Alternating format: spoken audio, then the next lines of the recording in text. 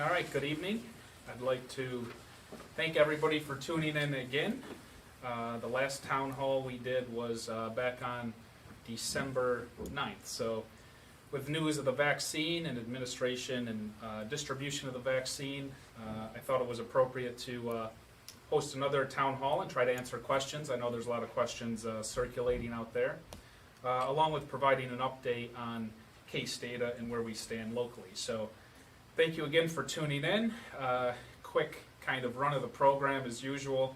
I'll kick it off with a brief presentation. I'll try to cruise through that as quickly as possible so I can get to some of the questions. We receive questions ahead of time using the townhall@oswegony.org email address, and then you can also call in and leave a voice message prior to the event. Now the best way to get a question is to comment on the thread on this page. So with that, we'll get right to it real quick because a lot of other questions, not COVID related. The parking ban in Oswego is not on. You can tune into our alert media updates and you'll get the text when it comes on. Even though there's snow, I always try to delay the parking ban as much as I can. If we get a couple more inches of snow, I'll probably put the ban on.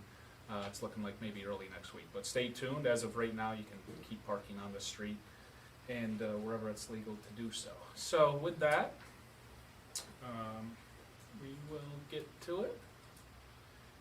Quick update for today, January 28th, as of 3 o'clock, you had 525 active cases in Oswego County, and you have 1,151 people in mandatory quarantine. Here is just a little bit of context that we always show going back to March 16th, 2020. Held a low caseload through the spring and summer, got to fall, and you see the big mountain we went up. And then it may be a bit difficult to see, but you'll see beginning in January, the climb is starting to come back down. And that's obviously good news. A lot of that is because of the vaccine, but it also is a credit to the people of Oswego County. We were all expecting a post-holiday surge, but I think that was mitigated the best we could, and now we're seeing a decline in cases, which is obviously good news. Here's a snapshot of the Oswego County dashboard. Shows you a whole bunch of data that I find relevant.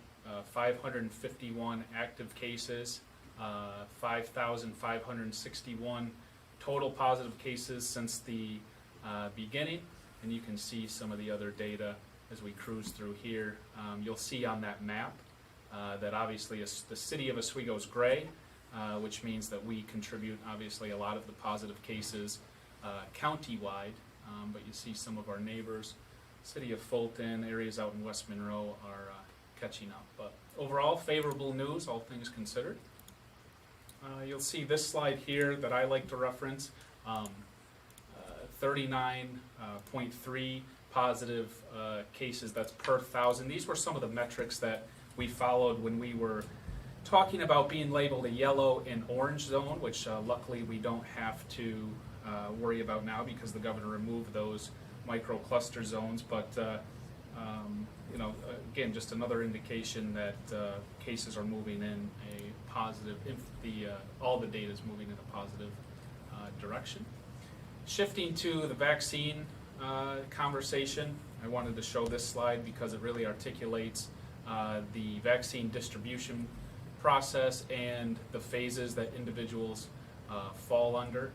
You'll see phase one includes residents and staff in nursing homes, EMS workers, coroners, medical examiners, staff, public health workers, healthcare staff that are in contact with patients, teachers and education workers. This is phase 1B. That we just entered not too long ago. First responders, public safety workers, public transit workers, and people 65 and older. That's a big one. It originally was 75 and older. Now it's 65 and older.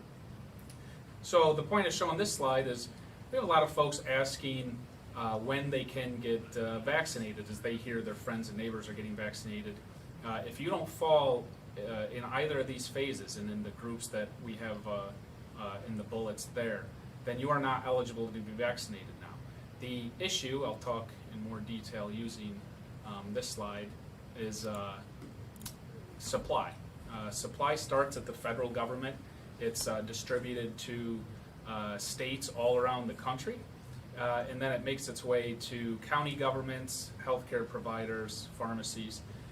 So I added this slide for a bit of context. You'll see, talking about the 65 and older threshold, in Oswego County there's 20,513 people who are 65 and older. In the city of Oswego alone, there's 2,516 people 65 and older. So just keep those two numbers in mind. And then add to those numbers all the folks who fall in phase 1 and phase 1A and 1B. Again, staff, nursing homes, EMS workers, frontline workers, first responders, teachers and educators, public health workers. So we're talking about that entire group of people, everybody 65 and older, which over 20,000 just in Oswego County, and all of the people in phase 1A and 1B. Even adding more context, in New York State, 19 million people live in New York State. 5.3 million fall under phase 1A and 1B. So just try to keep those figures in mind. Now, to date, New York State has received 1.3 million doses of vaccine. Most of those have been administered, over 1.25 million. Oswego Health, right here in downtown Oswego, has administered 2,333 first doses of the vaccine and another 254 second doses. Oswego County has administered 1,788 first doses. And again, back to the main issue, local supply beyond the doses that have already been administered is extremely minimal because we are waiting for the next batch, and New York State is waiting for the next batch. Central New York is waiting for the next batch. You heard Governor Cuomo actually say yesterday he's operating on a week-to-week basis. So everybody who submitted questions today, and they're good questions, asking about where you can get vaccinated in Oswego and when they will be able to get vaccinated. The question is still a bit of a question mark for everybody because we're waiting on the next batch and that supply to increase from the federal government on down. Again, you have to be eligible. Some local resources here. Once that supply increases and ramps up, our local partners include, of course, Oswego Health, Wayne's Drugs, Kinney's, Walgreens, a couple points on pharmacies. So this is a New York State plan. This isn't a City of Oswego plan. This isn't an Oswego County plan. It's not an Oswego Health plan. The plan is the state created a policy saying that county health departments and hospitals do 1A and 1B public employees and first responders. Pharmacies and doctors, I shouldn't say doctors, pharmacies will vaccinate the general public as you become eligible. So the general public should reach out to the pharmacy that they normally use. I referenced doctors earlier because if you want to call your family doctor and try to be referenced to a pharmacy or get their advice on how to proceed, you can do that too. But general public, pharmacies, so you see Kinney's, Wayne's Drugs, and Walgreens, and then public workers and first responders, county health department, Oswego Health, who fall in 1A and 1B. A quick note about Walmart is not doing COVID vaccines at this time. I know they have a pharmacy. Kinney Drugs and Wayne's are doing the general public when they have the supply and if the eligible public. And then Walgreens, as of this time, is not doing the general public because they are focusing on nursing home staff and residents. So just keep that in mind as you decide what pharmacy you call. Again, I try to highlight here in this slide the chain of supply as it flows down from the federal government. I had one question that we'll get to a little later, but this individual feels like Oswego County, City of Oswego may be forgotten. I can assure you that's not the case. It's all about supply. You heard President Biden a couple days ago said one of his main goals is to ramp up supply in the coming days, talking about ramping it up 16%, which is obviously welcome news, but the lack of supply, and it's not only just a lack of supply, but it's an extremely high demand. Everybody in the country, for the most part, is looking for this vaccine. As supply ramps up, it'll become more available, but the system is obviously in high demand right now. but I can assure you, as it works its way through federal government, state government, central New York, Oswego County, and 2 local pharmacies here in Oswego, I'll be updating you along the way and trying to make sure that you know when we have vaccine here and available. To help me do that, you have the New York State COVID-19 vaccination hotline. I have the number up on the slide there, and there's also an app you can download if you have a smartphone, the Am I Eligible app.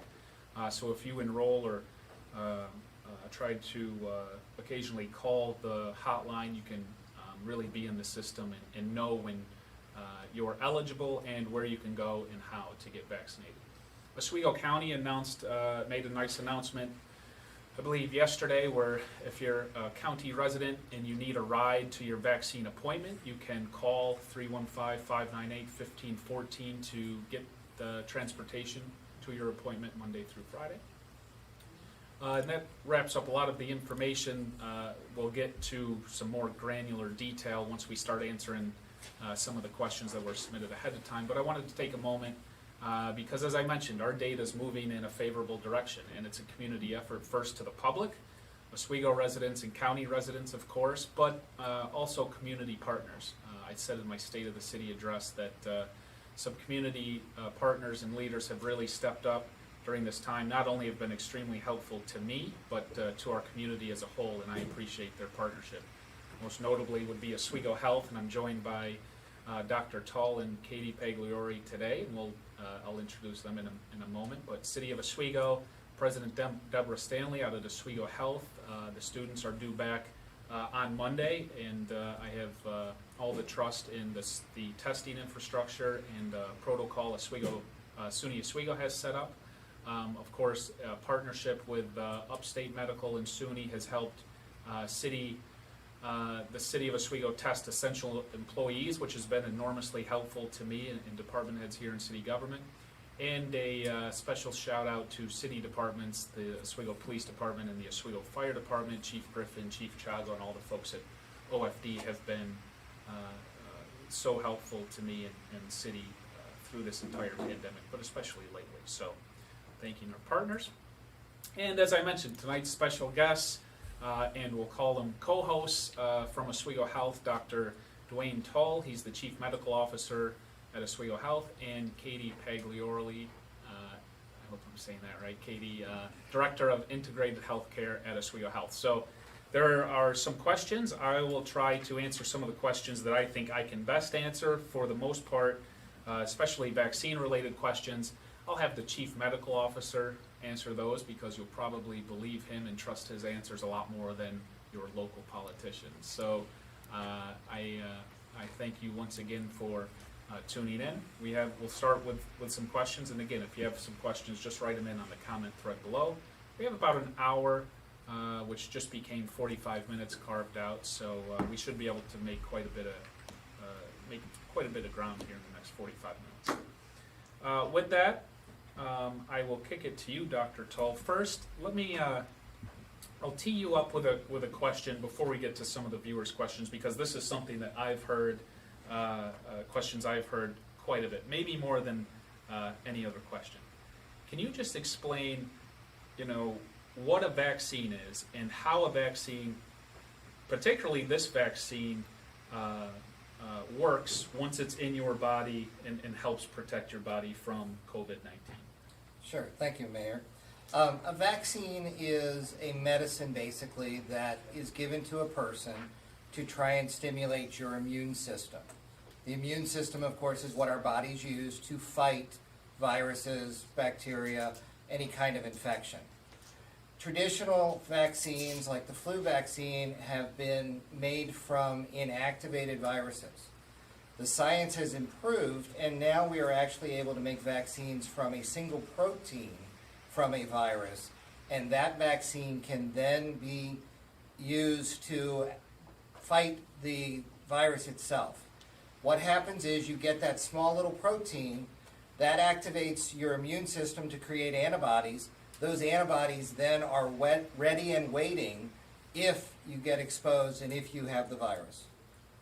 It basically gives you a police force ready to fight if anything happens.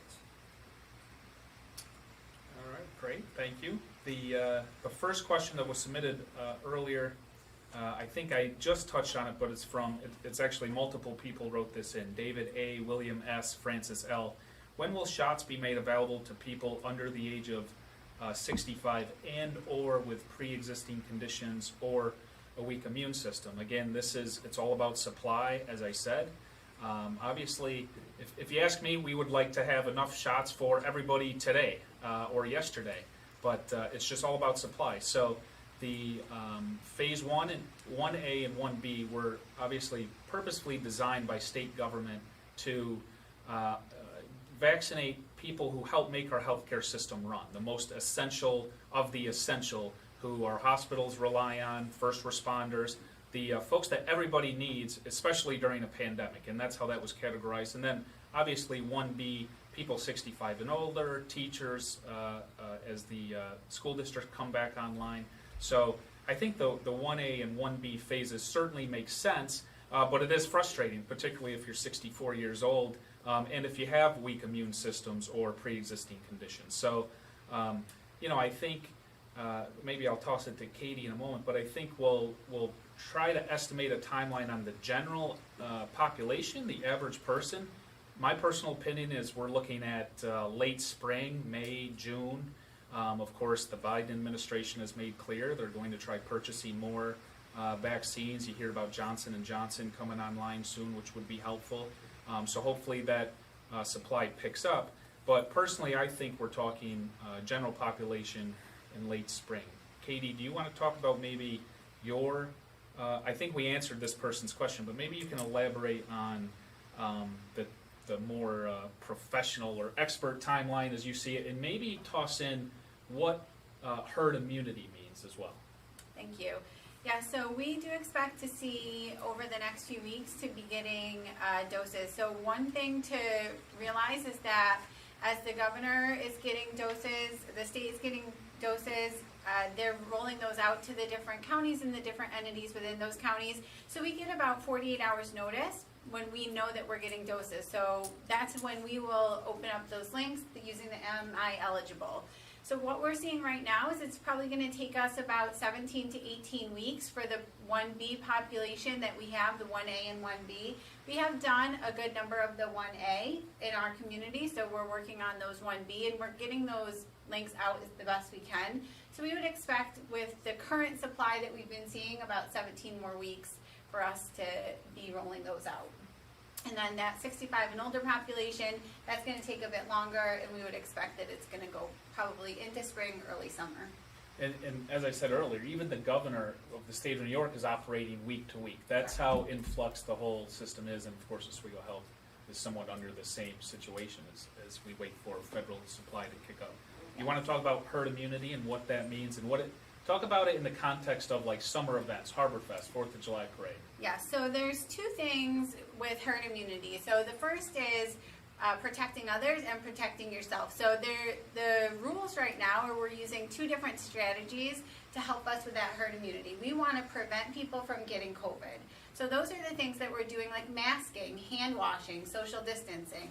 The second line of defense is the vaccine. So I know we're going to talk about this later, but a lot of people are asking, do I have to do both? If I've been vaccinated, am I still going to have to wear a mask? The reason is that if you're vaccinated, that is going to protect you. Your immune system's going to kick up. If you're exposed to COVID, your immune system's going to take care of it.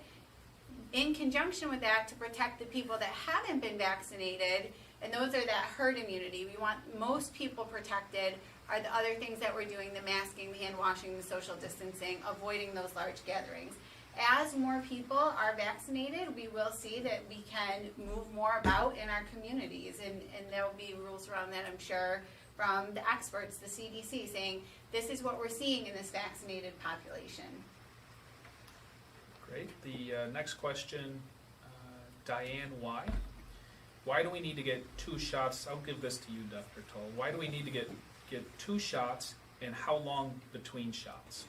Well, right now we have 2 different vaccines. We have Moderna and we have Pfizer. Both of those are slightly different, but they do require the second dose. Your first dose is beginning the process of getting the antibodies. They're predicting that to be about a 58% protection from the first doses. The second dose is basically a booster dose that helps take you from that 58% protection to somewhere about 94 to 95% protection and defense against the virus. Moderna is at a 4-week interval, or 28 days. Pfizer is at a 3-week interval, 21 days. And believe it or not, this is all based on science. They researched it, they looked at it, they saw what they got the best reaction to, trying to make sure they were above that 90% threshold, which is what we consider good for any vaccine. I've read online, and a few people have asked this as well. I'll try to phrase it correctly. Is there a percent of immunity you gain from the first shot? So, are you 50% immune after the first shot, and then you get the next 50% after the second? Is that how that works? The studies are suggesting that after your first shot, about 2 weeks for your body to do its work, you're about 50 to 60% immune. With the second shot, they think it actually takes about a week to get you up to that 94 to 95%. Joe J, his question is, people I talk to say the main concern is how fast the vaccine was created and approved. How do we know it is safe if it was created and approved so quickly and distributed to millions of people before testing groups of people first? I don't know if it's made it to millions, maybe, but... Actually, in the U.S., we're about 2 million. All right, well, that's good. But that was after the testing. An emergency use authorization is released new drug, which is a novel drug, meaning it's the only thing available for a treatment, but only is released after safety testing. There were thousands of volunteers that did the safety testing with this, and it was not given that EUA, which is why, though the vaccine was available in September, it did not get released until November and December, because the safety testing had to go first. I'd like to add to that, if I may. So one of the things, we've heard a lot about that, speed to market. How did it get developed so quickly? This technology has been around for a long time. This is not new technology, this messenger RNA. It's something that has been studied. And one of the reasons that it did get to market so quickly is because when the pandemic started and the World Health Organization announced a public health emergency, all the smartest brains, inter-community, inter-county, inter-country people started working on this. They used academics, they used scientists, they used physicians who had already had this base technology, and they were able to get it to market more quickly, and they also put funding towards it. So where this technology had been studied, it hadn't had the urgency that it has since we had a public health emergency. The next question is John and Mary D. What sports are allowed to be played now, and will these sports open in Oswego? And what about the Kingsford Park ice rink? Katie, do you want to take this? I'd love to. All right, so Governor Cuomo said earlier this week, high-risk sports can finally play, which means football, hockey, wrestling, basketball, and they obviously weren't allowed to play before. So they can start on February 1st. Now, my understanding is, so the state says they can play. It's obviously up to each individual district, school district, if they decide to play. Similar to fall sports. I think when we were coming into school in September, some districts were playing, I can't remember offhand if football was banned outright or not, but I think some districts were playing football and others weren't. So that's really a school district decision, just like going to school or not is.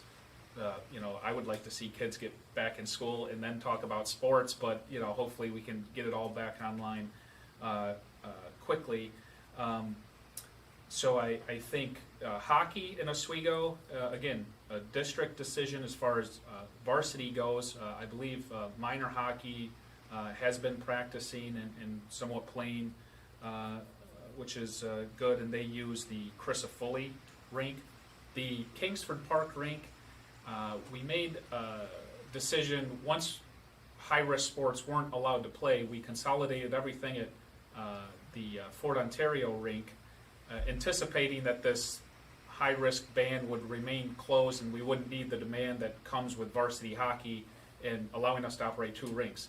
So we took the opportunity to actually do an upgrade at the rink with the water plant to help us make ice, and sure enough, now hockey's allowed. So that rink is going to be down for about another week, 7 to 10 days, while they get that repaired. And once that's repaired, we can certainly put that rink. I think we'll probably wait and see what the district does with varsity hockey before we bring that rink online. So that's a decision we're still trying to make. And then I actually saw a decision about fans is can you bring fans into play or not? That again sounds like is I know Oswego County said no fans. It sounds like that dialogue may be still continuing. We'll see how that goes. You know, personally, being city facilities, I would be fine with fans, but I would want to cap, you know, to parents of players only, and try to regulate it that way. But I think that conversation is still taking place. And yeah, once the water tank's fixed, we'll bring Kingsford online and try to see what the district decides there. Next question is, okay, I had a few questions come in via email. So Liz W, Phil M, and some others. Where are the virus shots for Oswego, or are we forgotten? Okay, so this was one of the questions I referenced earlier. Again, it's all about that supply from the federal government. Now, what I will say is there are state-run sites, so you know, I think the two nearest sites, closest sites to us would be the fairgrounds. Seems to be moving a lot of people through. That's a state-run site at the state fairgrounds, and then the On Center is another state-run site, I believe. If you want to try to, I heard that those sites are really backed up, but if you want to try, give them a call. You can call that New York State vaccine hotline, and they will direct you and try to get you onto a list. You can also call 211 to try to get on their list as well. I do know that the county, Oswego County, has some clinics coming up. These are, you know, clearly they won't have as much vaccine and doses as the state-run sites at the fairgrounds, but I know some county clinics, February 3rd, the 6th, the 10th, for the 1B phase. People who are eligible under 1B can look for the contact to sign up. So I don't believe that's been publicized yet, but I would just suggest watching the news and local media outlets to see when those clinics are finally publicized and how you can sign up there. And then, of course, as Katie alluded to earlier, once our local pharmacies know when their next batches, the next batch of vaccines coming in, they'll reach out to people who are already on that list. I would suggest again, even if you are frustrated, try to get on a list. Try to reach out, I would suggest, to your pharmacy where you normally go to get your medication and try to get on their list.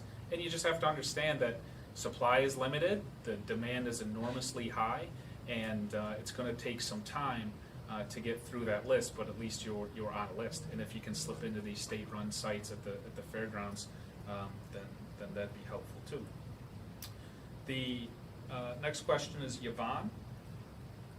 And this will go to Dr. Tull. If I don't get regular flu shots or any shots normally, would it make sense to still get the COVID vaccine? Yeah, and I'd have to say emphatically yes. COVID is different than the flu. It's definitely a more severe illness than the flu. That's why we've had the pandemic. And I would have to encourage anyone that has the opportunity to get a shot to definitely get the COVID vaccine. I know there's one question in here.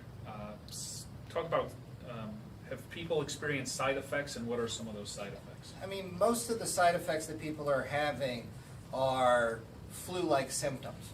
You know, they may have a fever in a rare occasion, but usually it's a soreness at the injection site and sometimes aches and pains.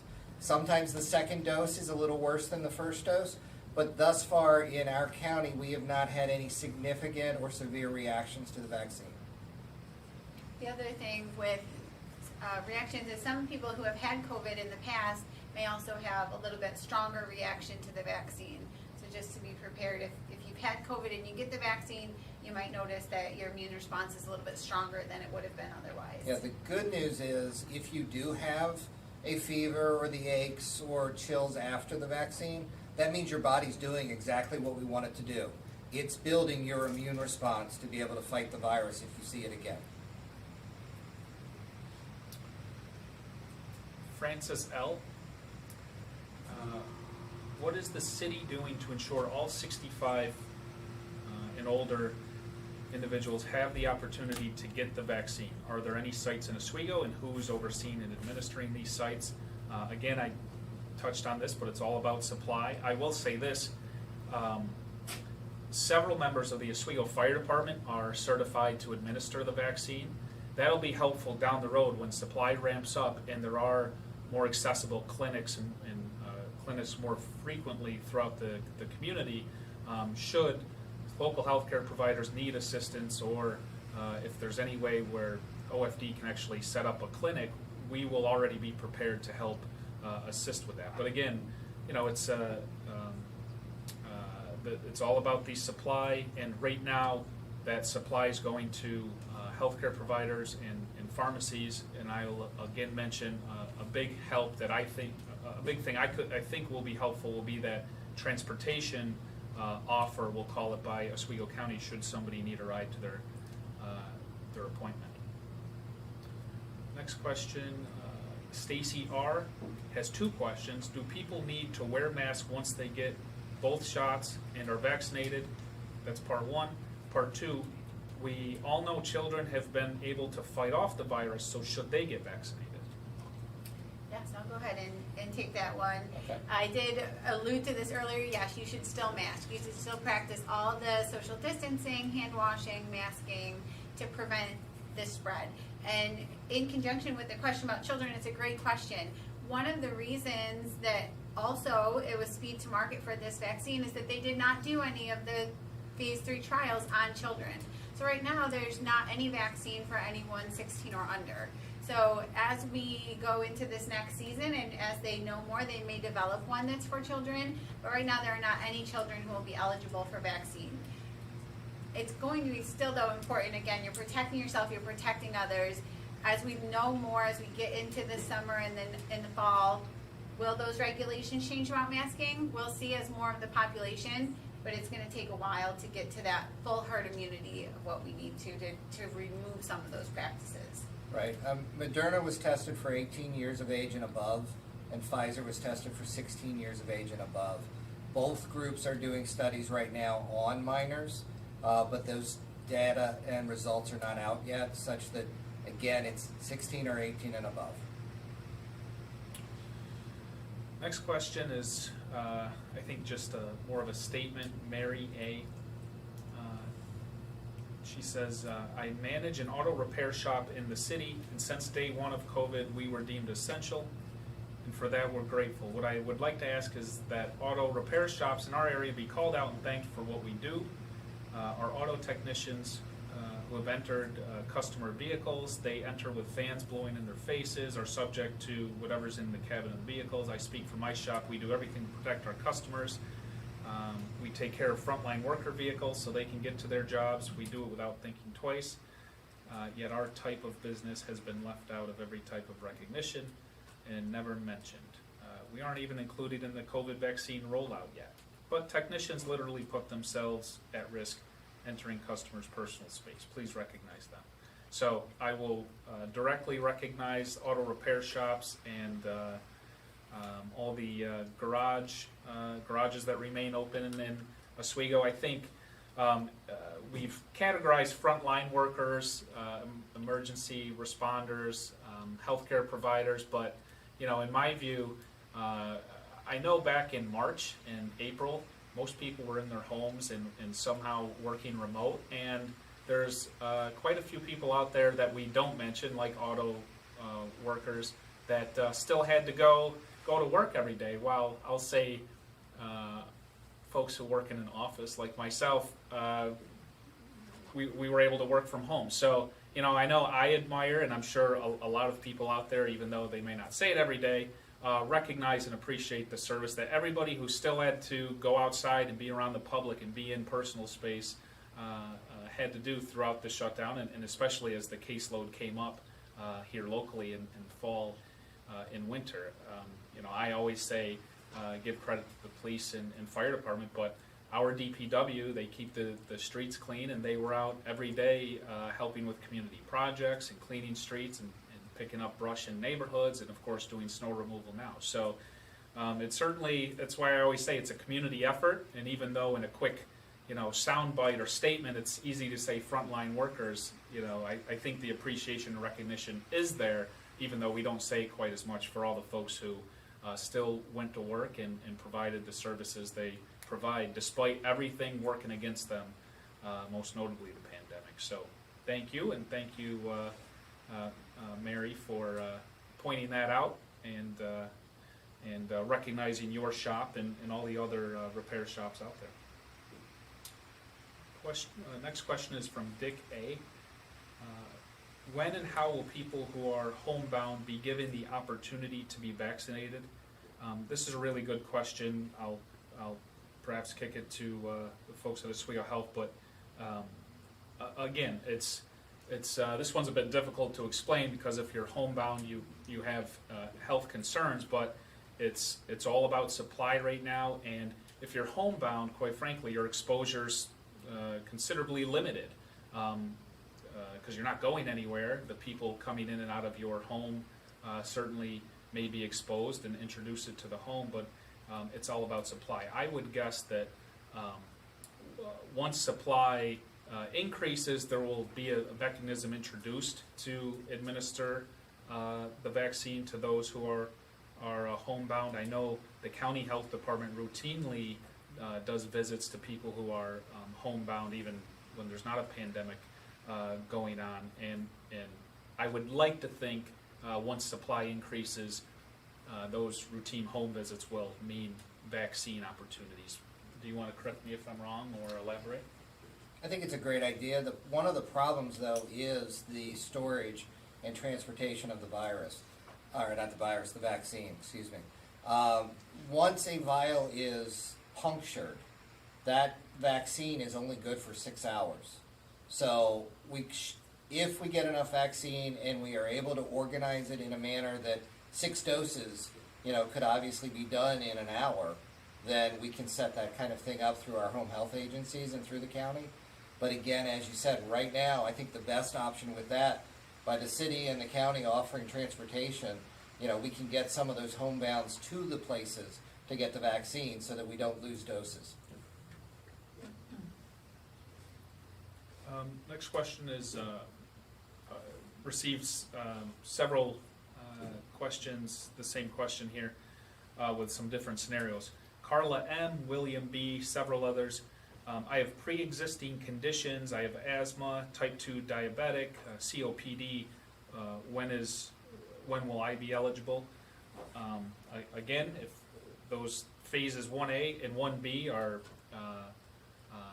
pretty strict right now and identified pretty clearly, and it's all about supply. Once supply ramps up, again, I would like to think that folks with established pre-existing conditions will be the next people to get vaccinated in that group, but I will let, I'll let you talk? Yeah, sure, I can address that.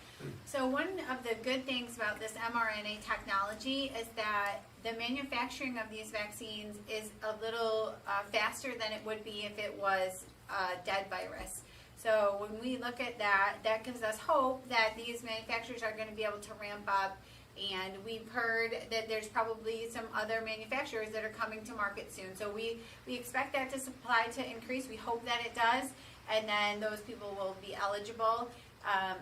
And so just keep your eyes on it. We all are waiting anxiously for more. And like I said, I know we have a commitment to use all of that vaccine that we get within 7 days. So as soon as we get notice, we get those clinics set up. We're getting it out there as fast as we can. We have people doing clinics, and I know the county's doing the same thing. I know Connects Care has done the same thing. We get the vaccine, we want to get it in arms. So keep looking. And if you check the I Am Eligible site, it will give you the exact recommendations of who is eligible for that vaccine. So if you type in your comorbid conditions, it may go ahead and say that you're eligible. So I would recommend that if you have the ability to either call the hotline or get on the I Am Eligible site for the New York State Department of Health And then it will direct you to a clinic. Also, if you have an appointment and you keep checking and there's an appointment sooner, you can cancel that further down appointment. So the mayor said it correctly earlier. If you're able to get on a list to get a vaccine, I would recommend that you do that. And then as more becomes available and you may be able to get one closer to the date that you would like it or closer to your location in your community, that will open that appointment up for someone else. But just keep checking that site. And even if you've checked it once and there was nothing available, keep going back at it because it's fluid, it's moving, so, And it moves quickly. yes. The last time we opened up a clinic, we had 975 doses, and it took less than an hour to fill the clinic. So keep checking the site, keep trying, and as clinics open up, you may be surprised. You may find a list with a local place versus having to wait a while. But if you do have an appointment on another list, please cancel it so that we can open it up for someone else. Next question is Jeremy M. With school districts reopening and college kids returning, our cases will go up. How are we going to stop this from happening, and why let it happen to begin with? All right, school district reopening. So the first, I think when it comes to schools, particularly elementary, middle school, you're seeing some of the, I guess what I'm trying to say is the schools seem to be one of the more safer areas to be. If you look at the resiliency, I'll call it, that school-age children have to contracting the virus. So and personally, I think the cost of school being closed for as long as it has is enormous. So I'm actually looking forward to seeing our children get back in school, particularly the K through 6 group. They've been out of school a really long time. So, and I know what that can do to school-age children. So I'm actually looking forward to seeing them get back into school, and I think it's necessary. It would be very easy to just close school and be done with it, but I think we have to, as the vaccine begins to be distributed and administered, we can slowly begin, and we already are, to return to what I'll put in quotations, normal life. So, I'm looking forward to the school district coming back. The college kids are returning. They have returned because they had to return early to get tested to go back into the classroom. And I'll say, I've been out on the SUNY campus, certainly in the fall semester. I've seen firsthand their testing system. We adopted their testing system for our essential workers. I have minimal concern about the college students in the SUNY community returning. You see, in the fall semester, they put up a system that even while their positive cases increased, the system worked exactly how it was designed to work. The SUNY community, faculty, staff, students are tested regularly, more frequently than you and I for the most part, and that's obviously a good thing. And then you saw the actions that President Stanley took as the cases went up. She closed Greek life, shut down athletics, and then went on a 2-week pause, and then ultimately cut the semester a bit short. To me, that is the system working as it should. And I think you even noticed how, while cases were going up, SUNY cases were going up, I still think the SUNY cases were a bit isolated from the community. I didn't get the sense of really aggressive community spread from the SUNY community because it was so controlled and because they do such aggressive testing consistently. So